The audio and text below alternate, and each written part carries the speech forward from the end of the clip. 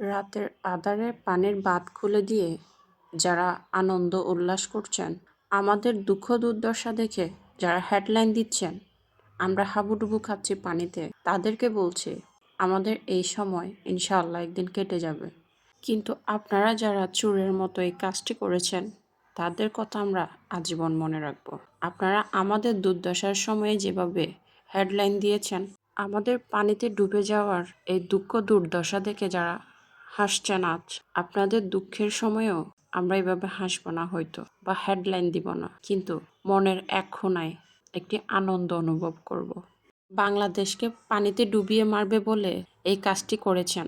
যারা এই কাজটি করেছেন তাদের যে বিবেক শূন্য, সেটা আমরা আগে থেকেই জানতাম।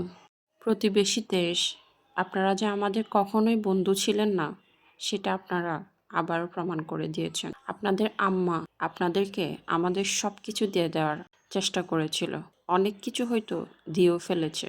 আপনাদের আম্মাকে পাঠিয়ে দিয়েছি, এখন আপনারা আর কিছু পাবেন না বলে আপনারা চুপিসারে এই কাজগুলো করছেন। তবে এই দিন শেষ দিন নয়, আমাদের এই কষ্ট লাঘব হবে, কিন্তু আপনাদের করা এই কাজ আমরা আজীবন মনে রাখব। আজীবন আপনাদেরকে আমরা বন্ধু ভাবলেও এখন থেকে আর বন্ধু নয়। যে আচরণটি আপনারা আমাদের সাথে করেছেন, সে আচরণের মোক্ষম জবাব পাবেন।